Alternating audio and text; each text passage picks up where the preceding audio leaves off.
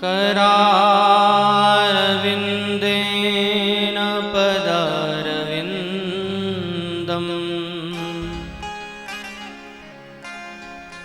मुखारविन्दे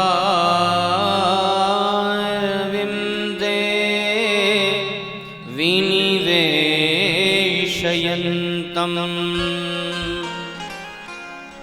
वटस्य पत्रस्य पुटे शयानम् बालं मुकुन्दं मनसा स्मरामि। प्रह्लाद नारद पराशर पुण्डरीक व्यासाम्बरीश शुक शौनक भीष्मदाल्भ्याम् रुक्माङ्गदार्जुन वसिष्ठ विभीषणादीन्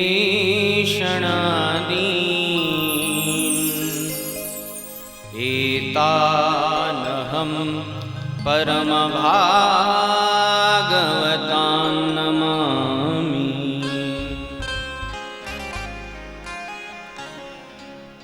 मनोजवं मारुततुल्यवेगम् जितेन्द्रियं बुद्धिमतां वरिष्ठं वातात्मजं वानरयूथमुख्यं श्रीरामदूतं शरणं प्रपद्ये। गौरांगं रसमयं नित्यं रसाचार्यं रसोत्सुकं श्रीमद् राम हर्षण देवाख्यं सद्गुरुं प्रणमाम्यहम्।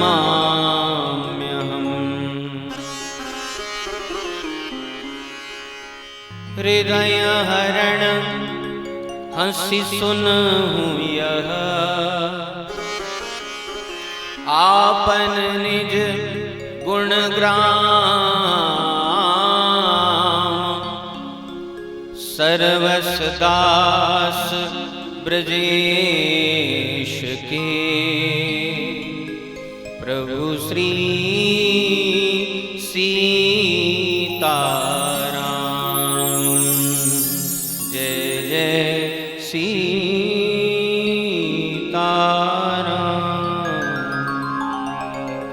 बोलिए वृंदावन बिहारी लाल की। श्रीमद्भागवत महापुराण की। सद्गुरुदेव भगवान की। श्री हनुमान जी महाराज की। सब संत भगवान की। श्री वृंदावन धाम की जय जय श्री राधे।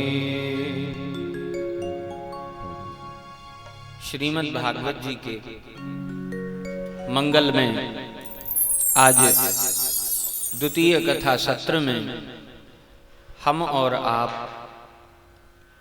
श्री युगल सरकार की महती कृपा से पुनः एकत्रित हुए हैं।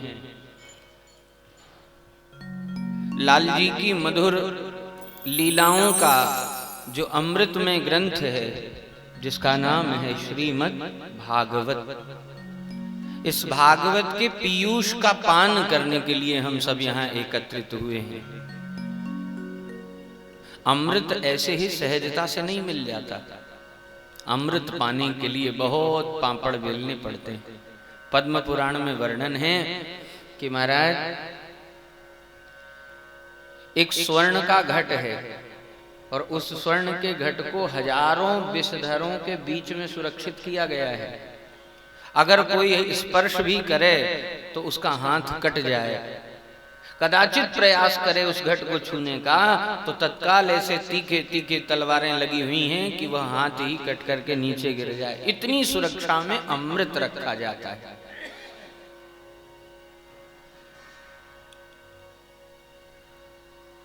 उसे कोई सहजता से पा नहीं सकता। और नामामृत, नामामृत भी उसे ही प्राप्त होगा जिसके घट में भगवान पूर्ण रूपेण सगुण साकार से व्यवस्थित हो चुके होंगे, जिसके चित्त में चाह होगी, पाने की ललक होगी, इच्छा होगी, वही नाम धन को प्राप्त कर सकता है, नामामृत का पान कर सकता है। हम सब बड़े बड़े भागी हैं, संख्या में भले हम कम दिखाई दे रहे हैं, लेकिन एक ब्रजवासियों का उदाहरण आपको सुना देते हैं।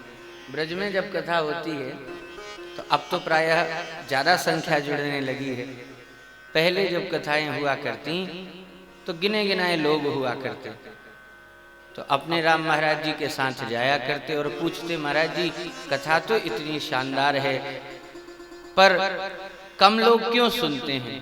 बोले महाराज यहाँ पर बैठा हुआ एक एक श्रोता एक एक हजार श्रोताओं के बराबर का है, इसलिए यहाँ 10-50 हजार लोगों की जरूरत नहीं, सिर्फ 5 लोगों की जरूरत है। नाम महाराज की कृपा प्राप्त किया हुआ साधक नाम के रस को जानता है।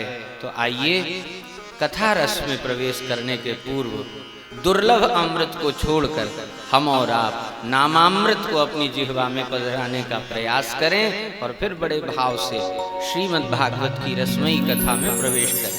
मेरे साथ मिलकर गाइए, बड़े भाव से गाइए। श्री वृंदावन बिहारी लाल की जय, श्रीमद् भागवत महापुराण की जय। गोविंद हरे गोपाल हरे, जय जय प्रभु दीन दयालु हरे। गोविंद हरे गोपाल हरे, जय जय प्रभु दीन दयाल हरे। गोविंद हरे गोपाल हरे, जय जय प्रभु दीन दयालु हरे। गोविंद हरे गोपाल हरे, जय जय प्रभु दीन दयाल हरे।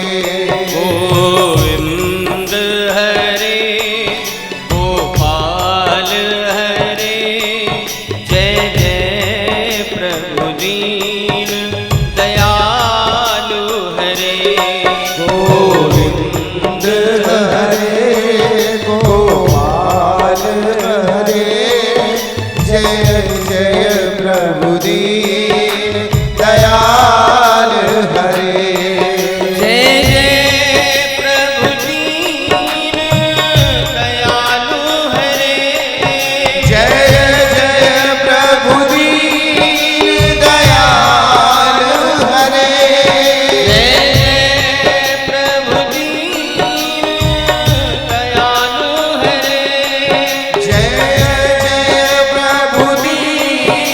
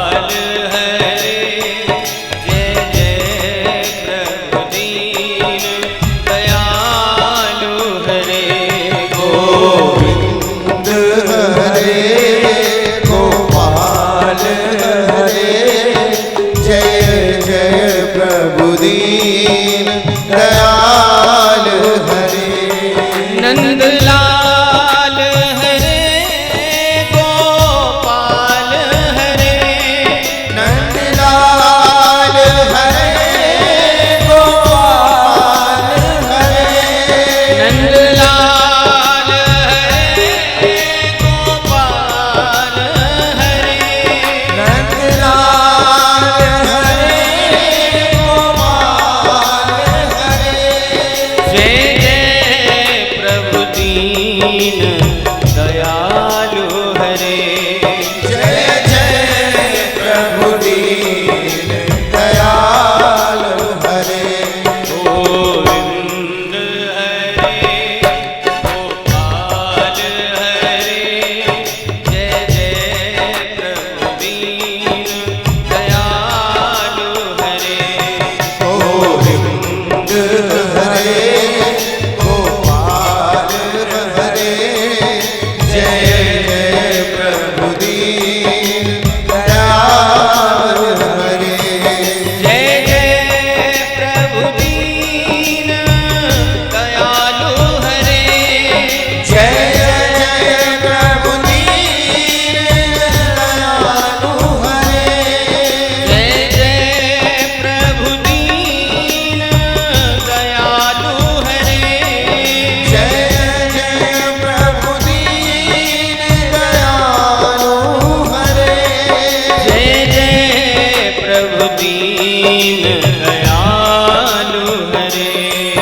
जय जय प्रभु दीन दयालु हरे। टेढ़े टिपारे कटारे किरीट की मांग की पाग की धारी की जय जय। कुंडल जाय कपोलन पे मुस्क्यायूं धीर प्रहारी की जय जय। राजेश्वरी दिन में रात रटो। राजेश्वरी में दिन रात रटो। मन मोहन की बन वारी की जय जय। मन मोहन की बन वारी की जय। सब प्रेम से बोलो जी बोलत डोलो। प्रेम से बोलो जी बोलत डोलो। श्री जय जय श्री माँ के बिहारी की जय जय। बोलो श्री माँ के बिहारी की जय जय। गोविंद हरे गोपाल हरे। गोविंद हरे गोपाल हरे। गोविंद हरे गोपाल हरे। गोविंद हरे गोपाल हरे। जय जय प्रभु दीन दयालु हरे। जय जय प्रभु दीन दयालु हरे। गोविंद हरे गोपाल श्री हरे। हरे। जय जय प्रभु दीन दयालु हरे।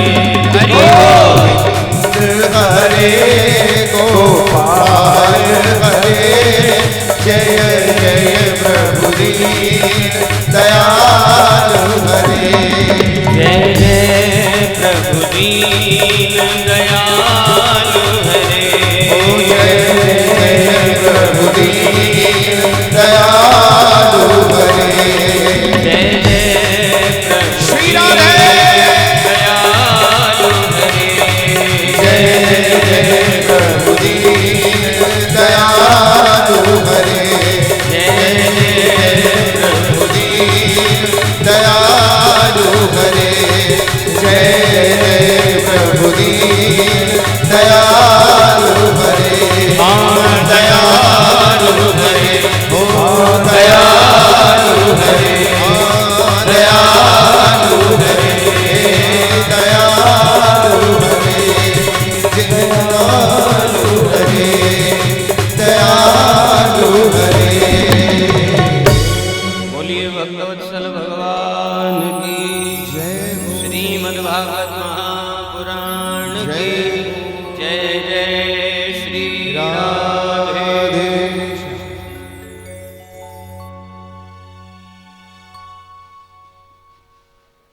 कल तक के कथाक्रम में आप सब ने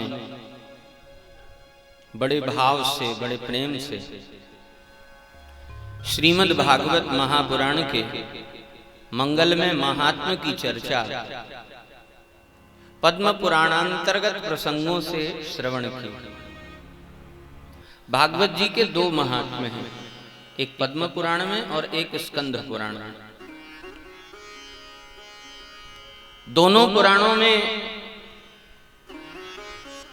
जैसा अनुशासन किया गया है, 7 दिनों में हम सबका भी प्रयास रहे कि हम उसे समझने के अधिकारी बन पाएं। कल कथा में महात्म्य की चर्चा तो की, लेकिन मूल श्रीमद् भागवत जी का प्रथम श्लोक भी गाया गया। श्रीमद् भागवत जी का प्रथम श्लोक कौन हो, ऐसा विद्वानों के बीच में विमर्श हो रहा था। किसे सर्वमान्य श्लोक माना जाए? कुछ आचार्य जन कहते, महाराज यह जो प्रथम स्कंद का प्रथम श्लोक है, इसे ही श्रीमद् भागवत का प्रथम श्लोक मानना चाहिए, क्योंकि पाठ में तो सबसे पहले पहला श्लोक यही मिलेगा। जन्माद्यस्य यतोऽन्वयादितरतश्चार्थे स्वभिज्ञः स्वराट् तेने ब्रह्म हृदय आदि कवये मुह्यन्ति यत्सूरयः तेजो वारि मृदाम यथा विनिमयो यत्र सर्गो मृषाः धाम्ना स्वेन सदा निरस्तकुहकं सत्यम परम धीमहि। यह प्रथम श्लोक होना चाहिए। संतों ने कहा महाराज ऐसा नहीं, ग्रंथारंभ जहां से हुआ हो, ग्रंथ का काव्य प्रवेश जहां से हो, वो प्रथम श्लोक है। लोगों ने कहा तो फिर ठीक है, वेदव्यास भगवान ने जहां से कथा प्रारंभ की वही प्रथम श्लोक होगा। वेदव्यास भगवान ने श्रीमद् भागवत की कथा संदर्भ रूप में प्रारंभ की महाभारत के अंत से। यदा मृधे कौरव सृज्जयाणाम वीरेश्वथो वीरगतिम गतेषु व्रकोदराभिद्ध गदाभिमर्षः भग्नोरुदंडे धृतराष्ट्र पुत्रेः। यानी बड़े बड़े वीर वीर गति को प्राप्त हो चुके हैं और भीम की गदा के प्रहार से दुर्योधन की जंघा भंग हो चुकी है। यह श्लोक प्रथम श्लोक है। किसी ने कहा नहीं नहीं, राजराजेंद्र परीक्षित को जब कल्याण करने के लिए श्री शुकदेव भगवान गए और उन्होंने जो प्रथम श्लोक का वाचन किया वह श्रीमद् भागवत का प्रथम श्लोक है। किरातहूणांद्र पुलिंद पुलकसाः आभीर कंकाः यवनाः खसादयाः, ये प्रथम श्लोक है। किसी ने कहा महाराज सनकादिकों ने इससे पहले कथा की, इसलिए उनका मंगलाचरण सर्वमान्य प्रथम मंगलाचरण होना चाहिए। तो नारायणं नमस्कृत्य नरं चैव नरोत्तमं देवीं सरस्वतीं व्यासं ततो जय मुदीरयेत, यह प्रथम श्लोक। लेकिन वाकई में प्रथम श्लोक क्या है? श्रीमद् भागवत के मनीषी जन इसका चिंतन तो करते हैं, लेकिन यकायक जब बहुत सी आवृत्तियां आप किसी भी ग्रंथ की करते हैं तो वह ग्रंथ अपना प्रसाद आपको प्रदान करता है। उदाहरणार्थ, अगर आप श्री हनुमान चालीसा जी के ही 108 आवृत्ति का संकल्प ले लें तो अगली बार जब आप 108 के बाद पाठ करेंगे तो हनुमान चालीसा का एक नया भाव आपके चित्त में अपने आप उदय होने लगेगा। ये ग्रंथ कृपा है। तो ग्रंथ की कृपा के अनुसार मेरा भी अपना स्वतंत्र मानना है कि प्रथम श्लोक कौन कहा जाए इस विवाद में न पड़ करके, बल्कि जो श्लोक हमारे जीवन को सबसे अधिक छू गया हो वही हमारे जीवन का प्रथम श्लोक माना जाएगा। जिसने हमारे जीवन में परिवर्तन लाया वह श्लोक हमारे जीवन का प्रथम श्लोक है। भागवत जी के माध्यम से जो बात सबसे पहले हमें प्रभावी ढंग से लगी वही हमारे लिए प्रथम श्लोक है। स्वयं श्री सुखदेव जी का चरित्र, जब वे अपने माता के गर्भ से प्रकट हुए, नाल हाथ में लेकर के वन में गए, वहां जाकर के भजन करने लगे और भजन करते करते समाधि लग गई। समाधि में प्रविष्ट महापुरुष किसी अद्वितीय वाणी को ही सुन सकता है, ऊर्जावान वाणी को ही अवशोषित कर सकता है। समाधि में बैठे हुए श्री सुखदेव भगवान बटुक ब्रह्मचारियों के द्वारा गाए गए श्रीमद् भागवत के 2 श्लोकों को सुनते हैं। पहला श्लोक भगवान की सुंदर छवि का है और दूसरा श्लोक भगवान की करुणा का है, उनकी दया का है। पहला श्लोक भगवान की शोभा का, भगवान के सौंदर्य का, भगवान के श्रृंगार का। वरहापीडम नटवर वपुः कर्णयो कर्णिकारं बिभ्रदवासः कनककपिशं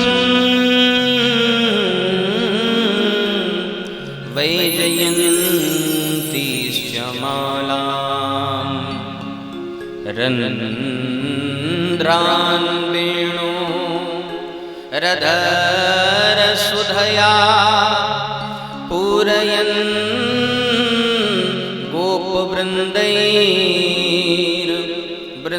गोपवृन्दैर्वृन्दारण्यं स्वपदरमणं प्राविशद गीतकीर्तिः। वरहापीडम नटवर वपुः, जिनका कैसा सुंदर श्रृंगार है। माथे पर मोर मुकुट लगा रखा है, मोर पंख धारण कर रखा है, गले में सुंदर वैजयंती माला धारण कर रखी है, पीतांबर कटी में लहरा रहा है और जिनके दोनों कानों में से दाहिने कान में एक कनेल का पुष्प लगा हुआ है। अद्भुत शोभा का निरूपण सुन करके ध्यान में बैठे हुए श्री सुखदेव भगवान की समाधि छूट गई। भगवान श्री सुखदेव जी से अगर पूछा जाए कि आपके जीवन का पहला श्लोक कौन सा है, वे कहेंगे वरहापीडम नटवर वपुः कर्णयो कर्णिकारम। और दूसरा श्लोक जब बटुक ब्रह्मचारियों ने गाया तो महाराज उस समय तो श्री सुखदेव भगवान की समाधि खंडित ही हो गई और नेत्र खुल गए। द्वितीय श्लोक था अहो बकीयं स्तनकालकूटं जिघांसया पाययदाप्यसाध्वी, जिघांसया पाययदाप्यसाध्वी,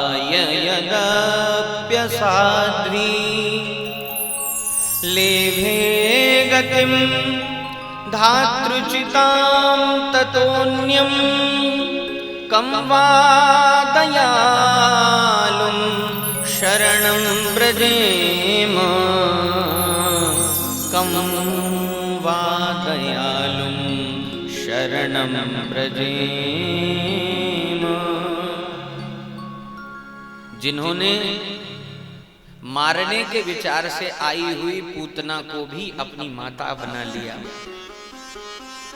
पूतना जहर लगा करके आई है ठाकुर जी को मारने के लिए, लेकिन पूतना को परमात्मा ने मारने वाला नहीं समझा, परमात्मा ने तो पूतना को अपनी माता समझा।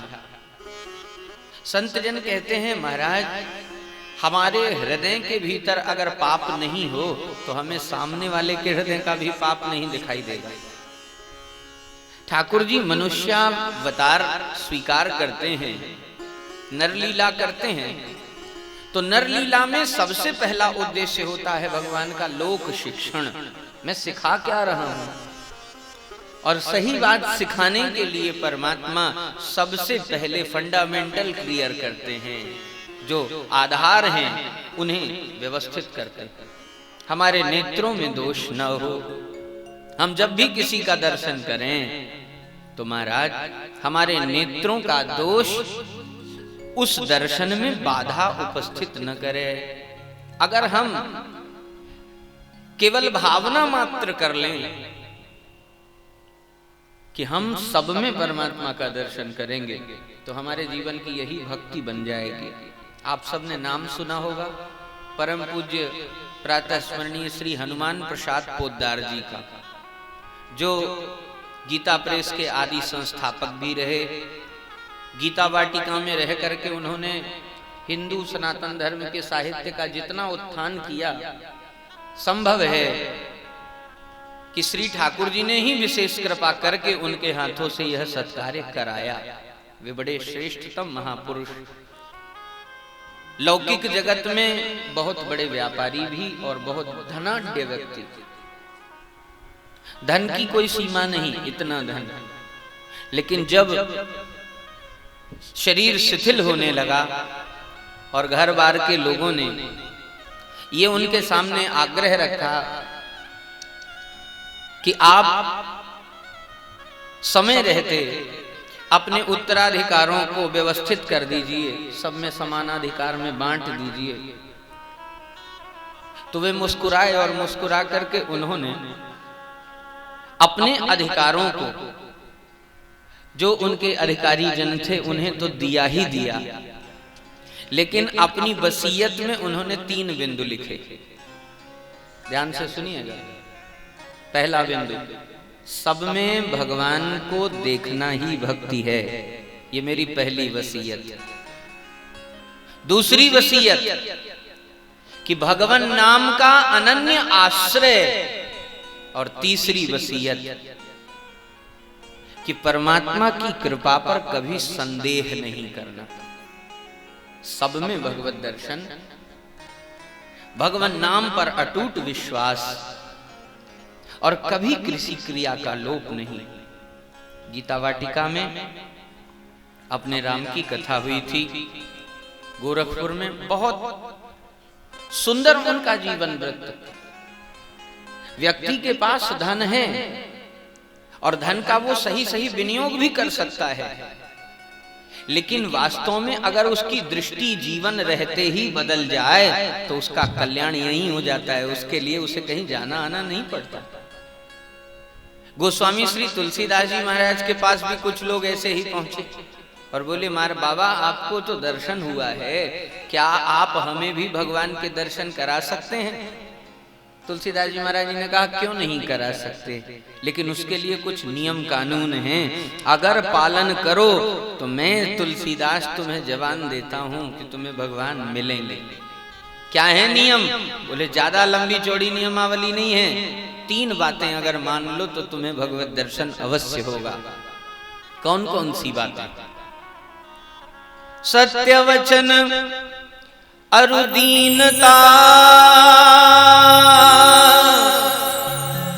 परति अमातु समान, इतने में हरि ना मिले तो तुलसीदास जबान, तुलसीदास जबान। पहला सत्य वचन हो, दूसरा दीनता हो, और तीसरा परति मातु समान, मातृभाव संपन्न होकर के अगर आप किसी को देखोगे तो विश्वास मानो जीवन में सत्य है, दीनता है और दृष्टि में दोष नहीं है, तो उसी क्षण भगवत दर्शन को प्राप्त हो जाओ, फिर विलंब नहीं लगने वाला। तो श्री ठाकुर जी अपने चरित्र से हमें शिक्षा देते हैं कि भले ही जहर लगा करके मारने के लिए ये पूतना आकर के खड़ी हुई है, लेकिन सावधान, अगर तुम्हारे नेत्रों में कोई विकार नहीं है तो तुम्हें वो दोषी नहीं दिखाई देगा, तुम्हें तो मां ही दिखाई देगी। अहो वकीयम स्तन कालकूटम जिघान सया पाय यदप्य साध्वी, लेभे गतिम धातृचिताम ततोन्यम कंवा दयालुम शरणम ब्रजेम। दूसरा श्लोक जब सुखदेव जी के कान में पड़ा, सुखदेव जी गदगद हो गए। आहा, क्या मेरे भी जीवन में वो क्षण आएगा कि मैं ऐसे दयालु श्याम सुंदर के दर्शनों का अधिकारी बन सकूंगा?